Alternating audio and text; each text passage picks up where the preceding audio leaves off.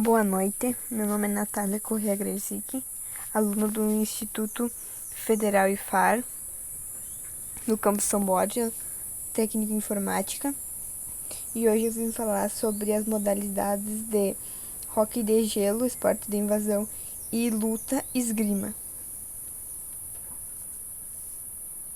Um sumário. A esgrima. A esgrima é a mais antiga arte marcial do Ocidente. Os competidores lutam manuseando armas brancas usadas para ataque, defesa e contra-ataque. O objetivo é tocar o adversário e, ao mesmo tempo, evitar ser tocado por ele, sem que haja contato corporal. A esgrima era utilizada pelos nossos ancestrais como forma de combate. Começou a ser disputada nas Olimpíadas de 1896, em Atenas, na primeira edição dos Jogos Olímpicos da Era Moderna. A esgrima é a arte de jogar com armas brancas através de utilizando movimentos coordenados. Por isso que os três mosqueteiros, eles diziam touche. Touche é a expressão francesa usada como significado de toque, toquei. Tanto que na esgrima, antigamente, quando não tinha a tecnologia para captar pontos e tal, eles usavam o touche, sinalizando que era ponto. Os equipamentos da esgrima.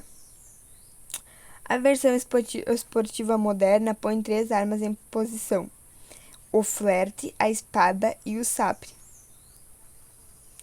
Diferenciam pelo papel que desempenham na disputa e as zonas de pontuação.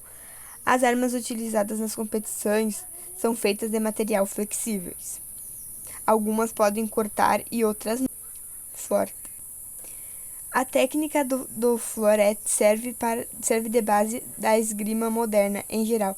Esta arma foi desenvolvida como uma arma de treinamento sem corte ou ponta, para a prática de espadinho, arma utilizada nos duelos da época. Onde o esgrimista segura ali, na imagem que eu anexei na apresentação, onde o esgrimista segura o flerte, é chamado de pomo, e mais à frente um pouquinho o punho. A frente do punho e do pumo é essa área, tipo uma conchinha assim, que é ali é o copo. E a lâmina, e na ponta fica a pressão para o toque. Na esgrima do florete, o objetivo é fazer pontos exclusivamente através de golpes de ponta sobre a superfície válida do adversário, que é apenas o tronco. Como eu anexei na imagem ali, a parte laranjinha é o único lugar que vai validar pontos quando tiver usando o flerte.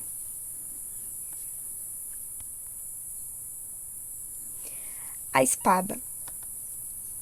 Na espada, o objetivo é tocar ou golpear exclusivamente com a ponta da arma, porém, diferentemente do flerte, os espadistas podem tocar qualquer área do corpo do adversário e os oponentes podem marcar toques simultâneos. Aqui, na imagem de laranjinha, é todo o lugar onde pode ser pontuado.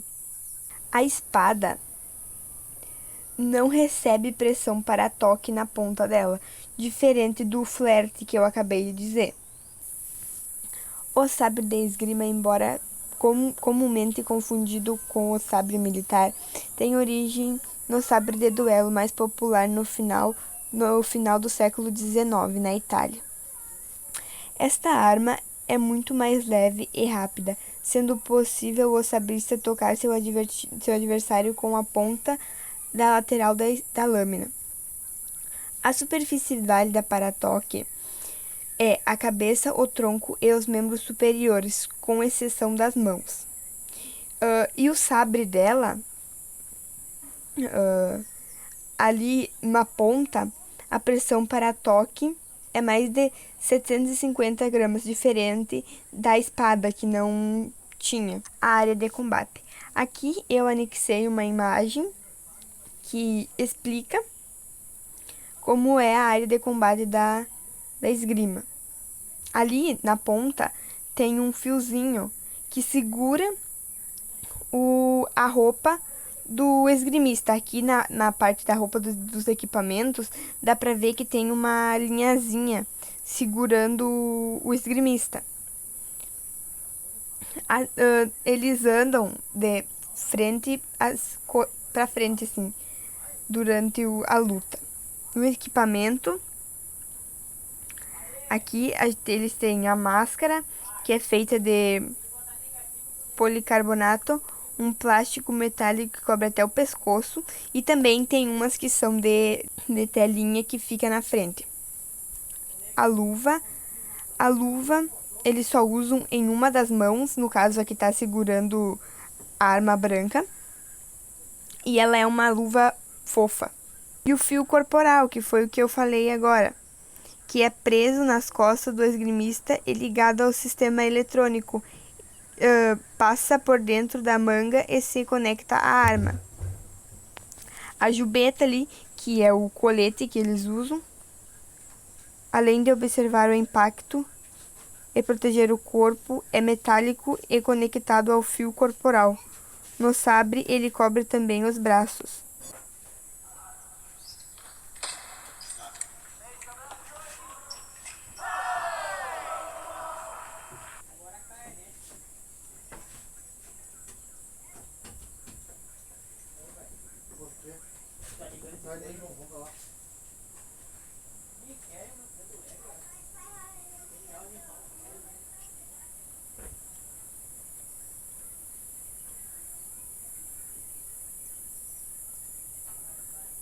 Esse vídeo eu achei muito interessante mostrar ele, porque ele mostra como um VAR viu o movimento da espadinha ali e fez todo o contorno, assim. Achei muito interessante colocar.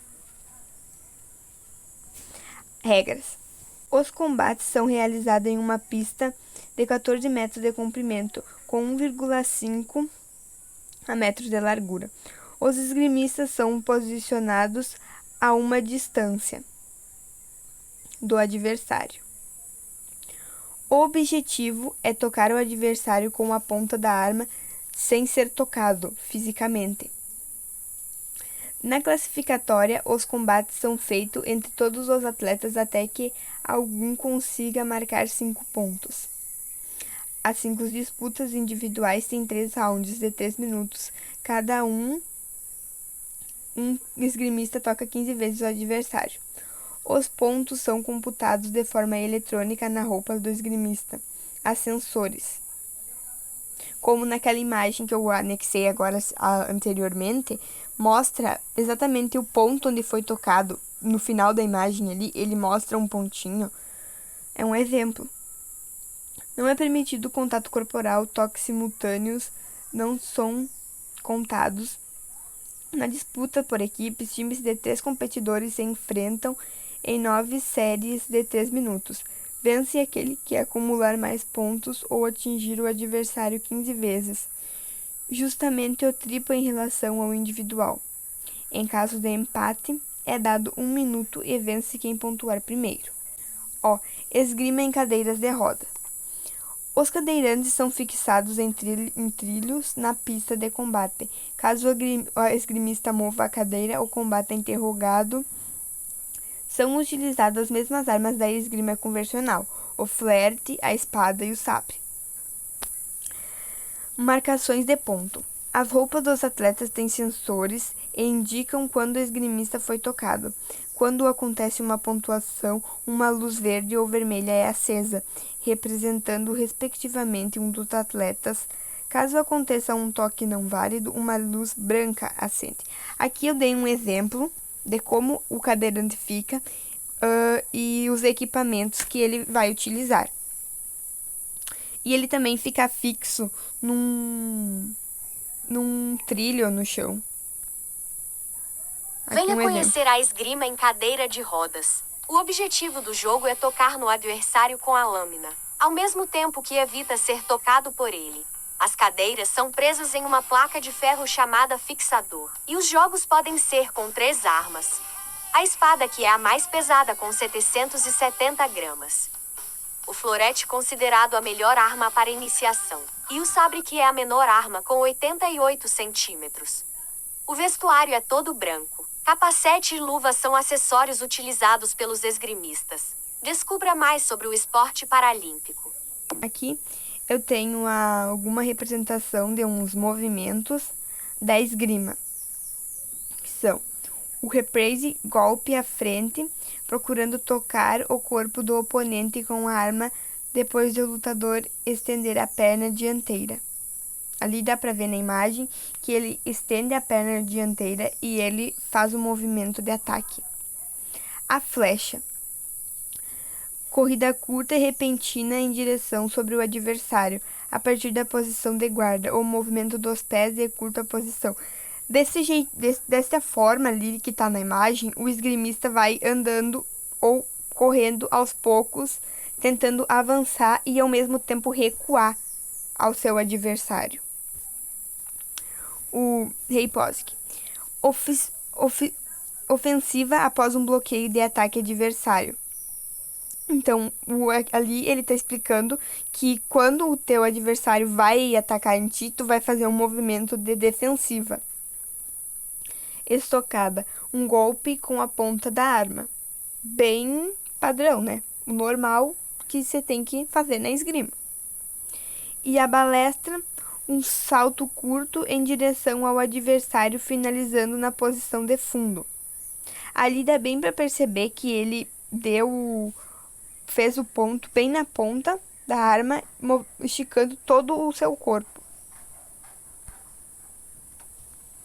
E aqui essa imagem de salute é uma imagem que representa as posições que, ao esgrimista entrar dentro de quadra para luta, ele tem que fazer algumas referências tanto ao público como aos jurados em ensinação de respeito. E aqui eu tenho o movimento de pegar a arma com a mão, que é a primeira posição, depois a segunda posição, a terceira posição e a quarta posição, que é quando ele já vai poder iniciar a luta. Agora eu vou falar sobre o hóquei do gelo. Hóquei do gelo. O hóquei do gelo é um esporte mais tradicional dos esportes de inverno. É dado do hóquei tradicional. Ele é formado por times de 6 jogadores, 5 na linha e 1 no gol, com substituições constantes entre titulares e reservas. O hóquei é um dos esportes coletivos mais rápidos e intensos e violentos do mundo. No hóquei, tu tem que estar o tempo inteiro se movimentando. Tu tem que estar correndo por toda parte, porque, claro, além de estar no gelo com patins, é importante tu estar sempre correndo de um lado para o outro, não parar. Os atletas se deslocam de um lado para o outro o tempo inteiro, lutam pelo disco usando força física e sempre estão se empurrando contra um muro de proteção. No hóquei, se acontece caso uma briga, é direcionado continuar, por causa que é livre lutar no hóquei, porque isso atrai o público e o público é um entretenimento ver os jogadores brigar. Então, é livre. Tipo, no futebol, por exemplo, se acontece briga, haveria expulsão, o cartão vermelho. No hóquei, não. No hóquei, brigar é totalmente livre.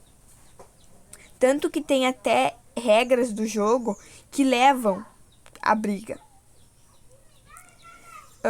Estima-se que o hóquei no gelo tenha surgido no Canadá entre os séculos 18 e 19. As primeiras partidas entre clubes aconteceram ainda no século 19. A NHL, principal liga do planeta, surgiu em 1917. A NHL é uma liga que é a maior de todas no hóquei do gelo. Então, sempre quando tu for pesquisar, eu pesquisei agora, toda hora me surgia coisas sobre a NHL, o quanto era bom assistir e tal. O período de competição geralmente termina algum tempo antes do final da estação fria. Estar no verão não atrapalha a prática do esporte, porque tanto pode se utilizar a quadra lá de gelo ou como de gelo artificial, também vale. Que no caso do gelo artificial possibilita os atletas de jogar quando tá em inverno. Stick, que também pode ser chamado de taco, é em formato de L. Aqui eu tenho 2 exemplos.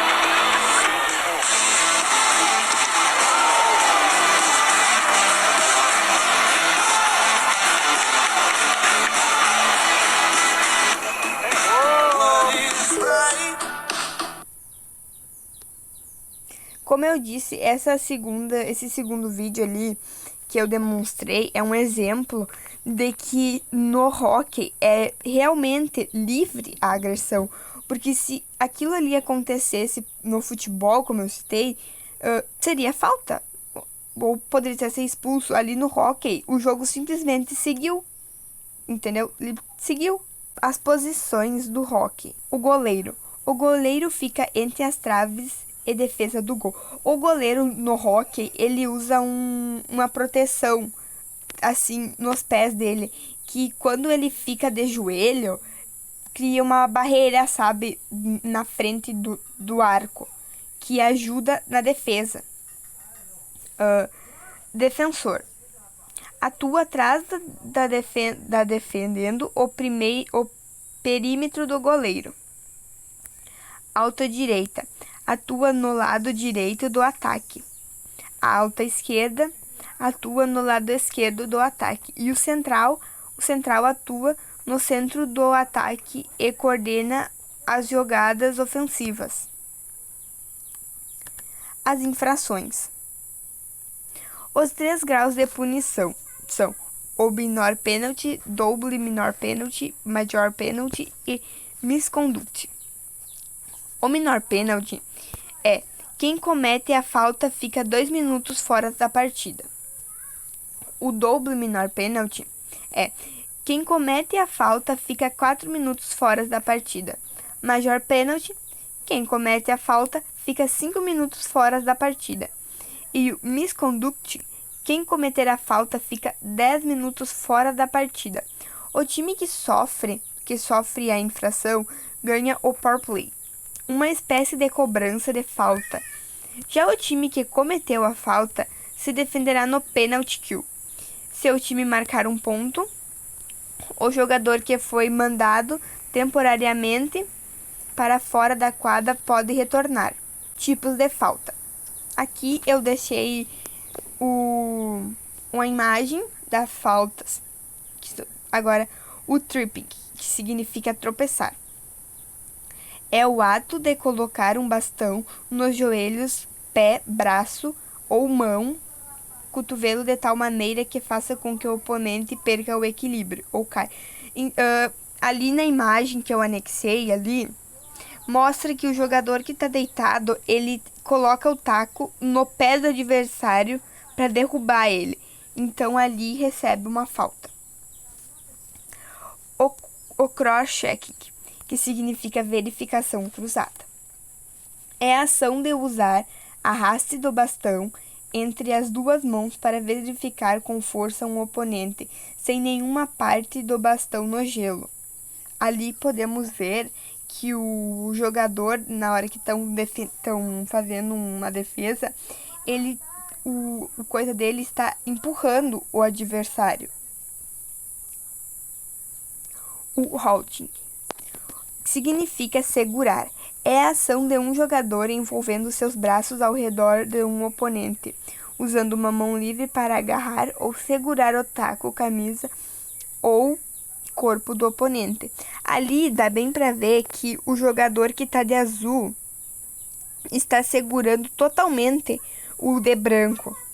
Assim é o exemplo do hold. Agora eu vou falar sobre o rigged sticks, que é esse de baixo aqui.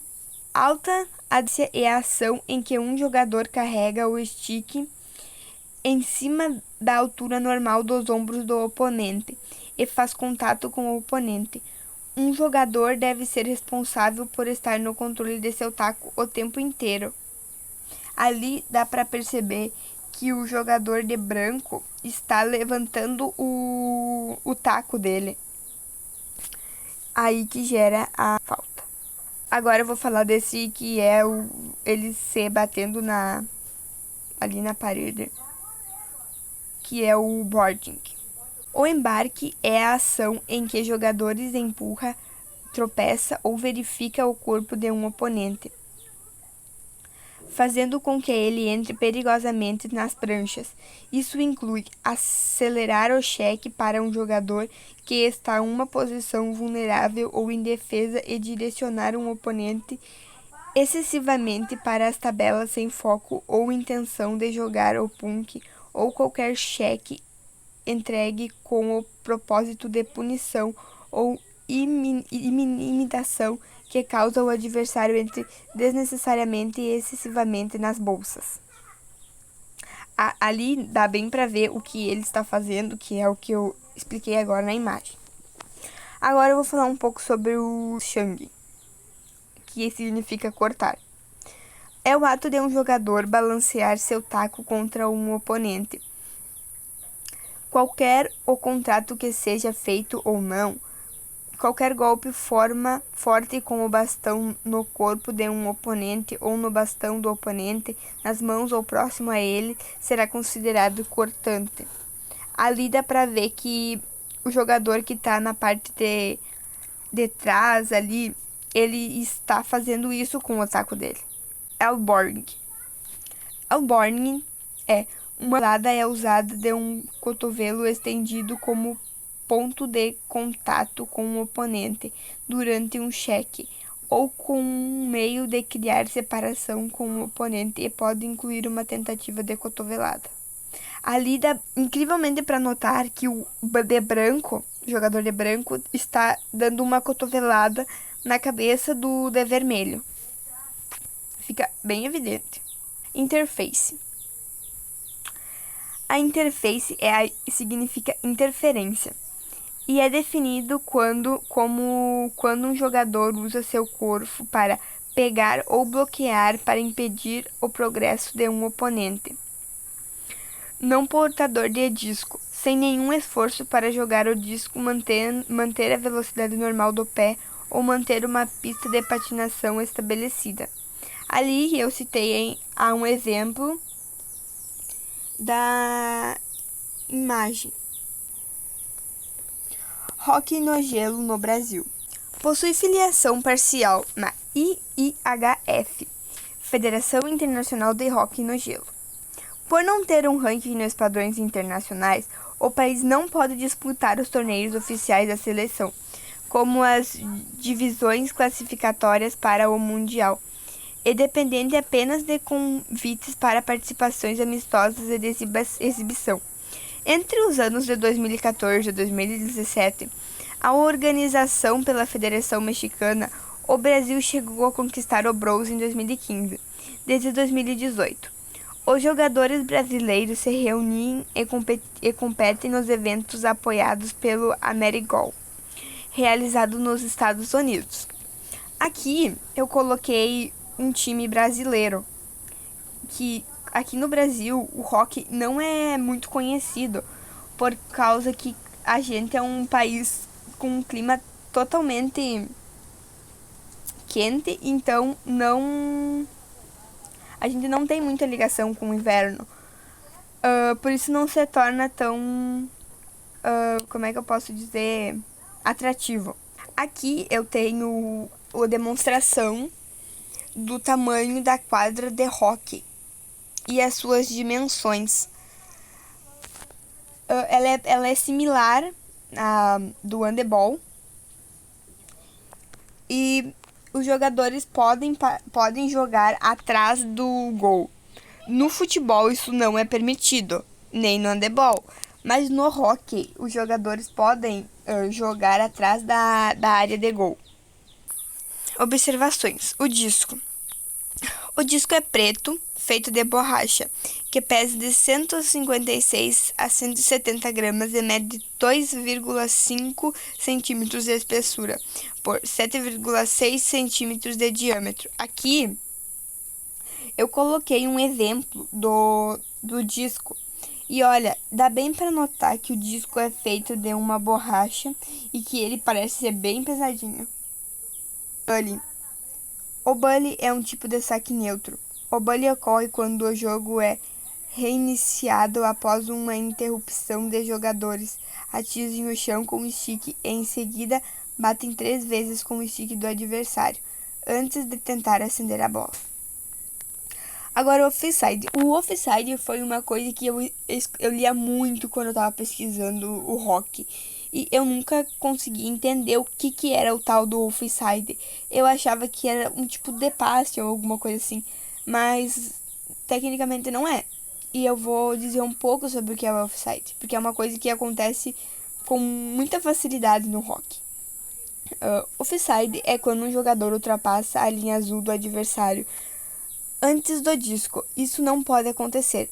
Quando isso acontece, a partida é paralisada e os times disputam face-off na zona neutra mais próxima à infração.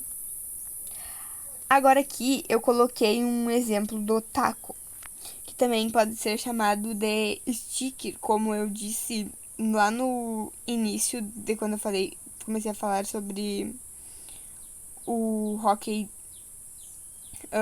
O taco, ele é exatamente em formato de L e ele tem uma lâmina e ele também é feito de madeira. A lâmina fica na parte abaixo ali e ele é em formato de L, bem como diz.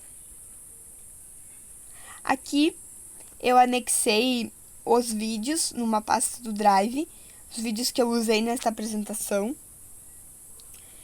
E caso não consiga ver, os vídeos estão nesta pasta. É isso. Obrigada pela atenção.